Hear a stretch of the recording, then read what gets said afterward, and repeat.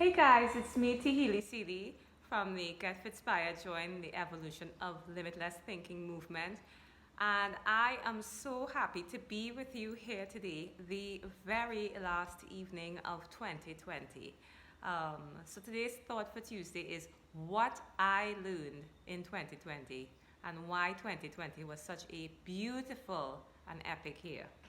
So I know that lots of us are very, very excited to say goodbye to 2020, and I can appreciate the sentiment, but I want to share with you why I think one, we want to not place too much emphasis on a year, and two, why the experiences that we had in 2020 were so magnificent. So for me, I'll give you my take on it from my personal experience. When I started 2020, I started on a high. I was training in late 2019 for my first marathon, and I was achieving amazing physical successes that I'd never experienced in my life. So I was riding high. I was feeling like I could do any single thing that I thought that I could do. It was it was being manifested. So it was magnificent. And I started 2020 on quite a high, having competed and done two marathons in 2 weeks, and then 2 weeks later competing in my first national swim meet and doing very well in it. And I was preparing for going to Pan Am Games with the Pan Am Masters, and it was just a really exciting time for me. And then I had some setbacks. And the first setback I had, which was major, was 1 week before the first marathon, the second marathon. I injured myself. I sprained my ankle, and I ignored that. But I was so determined to do the second marathon. I did it anyway, and I did it. It was something that I really, really wanted. I think, in a way, I was being asked to slow down, um, and I wasn't taking the signs on because I was just riding high. Um, then 2 weeks after all of my amazing swim meet, then another setback or slow down happened, which was that I got involved in an accident and it changed my life. And that's when everything really came into perspective to me.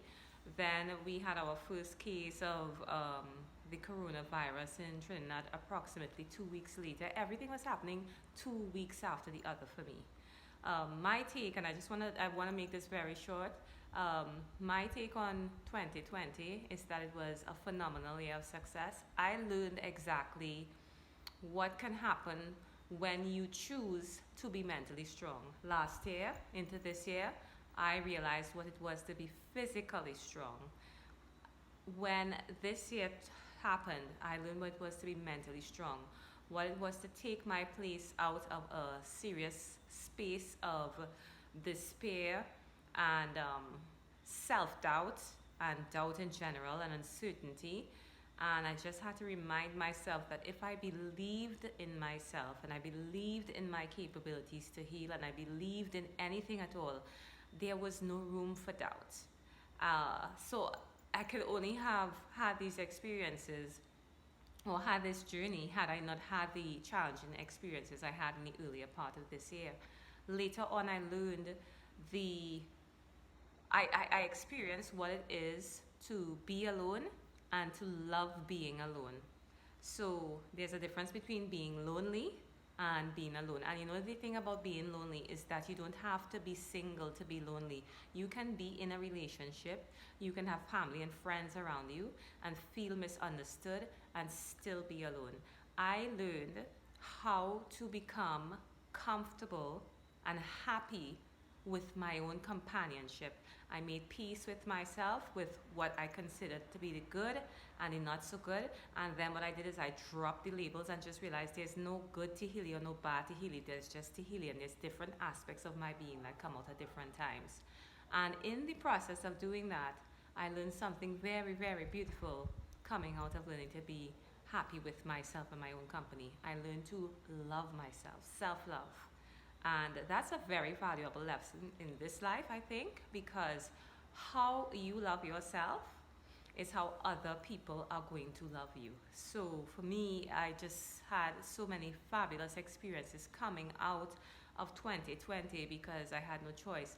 Then when COVID came along as well, what happened is that I learned to be resilient, extremely resilient, mentally, physically, spiritually, financially, because as Charles Darwin said, it is neither the strongest nor the fittest that survive, it is the most adaptable. I learned to adapt and fast.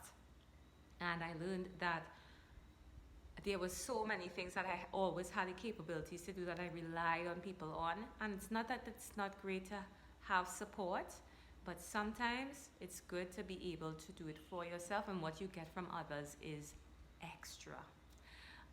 So I had many fabulous experiences outside of 2020, but in order to have these fabulous and epic experiences, I also had to experience a lot of turmoil. So the turmoil was able to bring all the impurities to the surface, and I could skim it off and fine tune myself so that I can be a better being for the new year, for tomorrow, whatever comes my way. And that, my friends, is Thought for Tuesday. I'd like to wish you a happy new year, and try to just think about it as, ooh, 2021. Try to think about, ooh, 2021. What's up? What's going to be there for me? What's going to be there for you is whatever you choose. So, my friends, I wish you love and light, and I hope that you continue to be the brilliant, bright sparks that you are, and keep spreading your light and, and inspiring other people through your own actions. So that's it for me on Thought for Tuesday on All Year's Eve. Woohoo! I'll be back to regular Thought for Tuesday on Tuesday from next week. Om Shanti, Om Shanti, Om Shanti. Namaste. Happy New Year!